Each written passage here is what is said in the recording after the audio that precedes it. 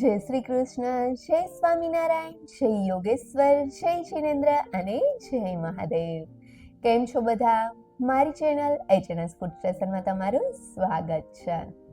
આપણે જ્યારે પણ પંજાબી શાક ઘરે બનાવીએ ને ત્યારે સૌથી પહેલા કિચન કિંગ મસાલો યાદ આવે. ખાલી પંજાબી શાકમાં જ નહીં, પરંતુ પુલાવ અને બિરયાનીમાં પણ આ કિચન કિંગ મસાલો ખૂબ જ સારો લાગે છે. એ સિવાય તમે રેગ્યુલર શાકમાં પણ આ મસાલો ઉમેરશો ને તો તે શાક પણ એકદમ ટેસ્ટી બને છે. પણ શું તમને ખબર છે, બજાર જેવો જ આ કિચન કિંગ મસાલો ઘરે બનાવી શકાય છે? એક વખત ઘરે આ મસાલો તમે બનાવશો ને તો બજારમાંથી લાવવાનું તો ભૂલી જ જશો. તો ચાલો ઘરે ખૂબ જ સરળતાથી બનતો આ કિચન કિંગ મસાલો બનાવવાની શરૂઆત કરીએ. કિચન કિંગ મસાલો બનાવવા માટે સૌથી પહેલાં એક જાડા તળિયાવાળા વાસણમાં 2 ટેબલસ્પૂન જીરું, 2 ટેબલસ્પૂન ધાણા, 1 ટેબલસ્પૂન શાહી જીરું, 1 ટીસ્પૂન આખી મેથીના દાણા, 1 ટેબલસ્પૂન વરિયાળી, 1 ટેબલસ્પૂન રાઈ, 10 થી 12 લવિંગ, 2 મોટા તજના ટુકડા, 3 કાળી ઇલાયચી, 5 લીલી ઇલાયચી, અડધા જાયફળનો ટુકડો, 1 બાદિયા, 1 ટીસ્પૂન અડદ દાળ, 1 ટીસ્પૂન ચણા દાળ, 2 જાવિત્રીના ફૂલ અને 1 ટીસ્પૂન જેટલા તીખા લઈ લઈશું. હવે આ બધા જ મસાલાને ગેસની સ્લો ફ્લેમ ઉપર સતત ચમચા વડે હલાવતા શેકી લેશું.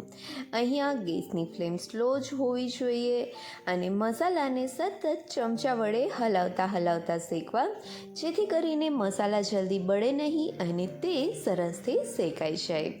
આ રીતે મસાલાને શેકવાથી તેમાં અંદર રહેલું મોઇશ્ચર એટલે કે ભેજનું પ્રમાણ હોય તે નીકળી જાય અને મસાલાની મસ્ત સુગંધ આવવાના લીધે આપણો કિચન કિંગ મસાલો ખૂબ જ સારો બને.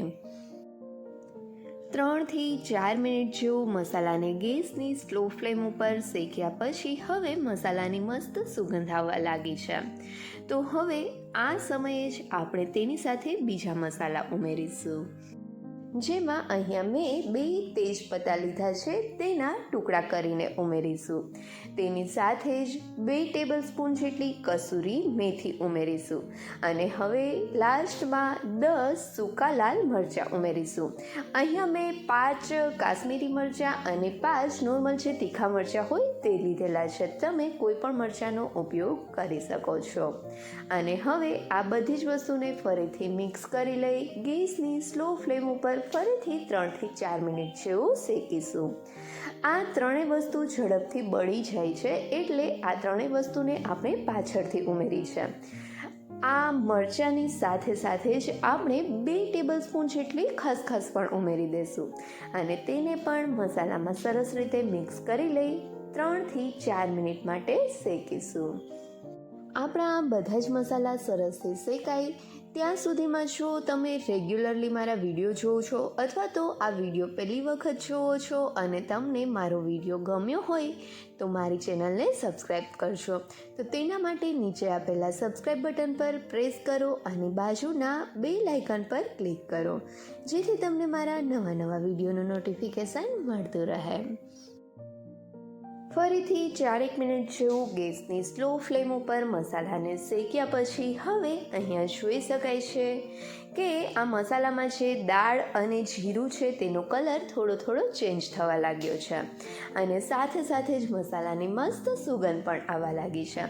તો હવે ગેસની ફ્લેમ બંધ કરી દઈશું અને આપણે જે આ ફ્રાઈંગ પેન લીધી છે તે થોડી ઠંડી થાય ત્યાં સુધી મસાલાને આ જ રીતે ચમચા વડે હલાવીશું, જેથી કરીને મસાલા બળે નહીં.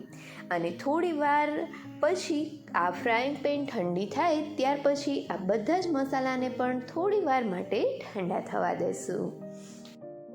થોડી વાર પછી મસાલાને જોઈએ તો અહીંયા જોઈ શકાય છે કે મસાલા સરસથી ઠંડા થઈ ગયા છે. તો હવે આ બધા જ મસાલાને એક મિક્સી જારમાં ટ્રાન્સફર કરી લઈશું.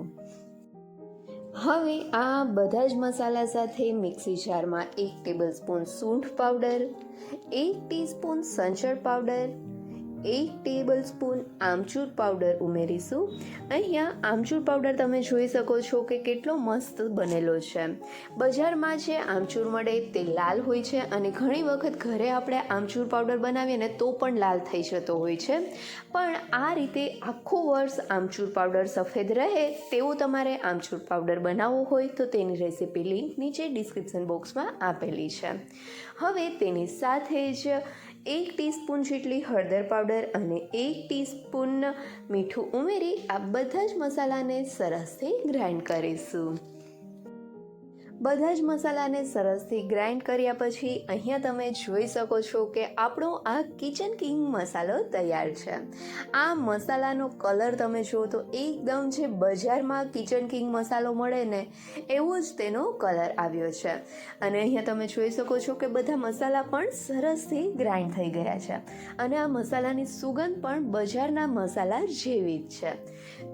આ કિચન કિંગ મસાલાને તમે કોઈ પણ એરટાઇટ કન્ટેનરમાં ભરીને 6 થી 8 મહિના માટે વાપરી શકો છો અને બને તો આ મસાલાને ફ્રીઝમાં રાખો જેથી મસાલો ઝડપથી ના બગડે. તો હવે તમે પણ બજારમાંથી લાવવાની જગ્યાએ ઘરે જ આ તાજો કિચન કિંગ મસાલો બનાવજો અને આ કિચન કિંગ મસાલાનો ઉપયોગ તમે પંજાબી શાક અથવા તો રેગ્યુલર શાક અને પુલાવ બિરયાનીમાં પણ કરી શકો છો. અને તમે એક વખત આ ઘરનો મસાલો વાપરશો ને પછી બજારનો મસાલો ક્યારેય નહીં લાવો, કેમ કે બજાર કરતાં પણ ઘરે આ કિચન કિંગ મસાલો ખૂબ જ સરસ બને છે. તો તમને આ રેસીપી કેવી લાગી તે મને કમેન્ટ કરીને જરૂરથી કહેજો. અને જો વિડીયો ગમ્યો હોય તો વિડીયોને લાઈક કરજો અને તમારા ફ્રેન્ડ્સ સાથે શેર પણ કરજો. અને હા, મારી ચેનલને સબસ્ક્રાઈબ કરવાનું ભૂલતા નહીં. Thank you so much.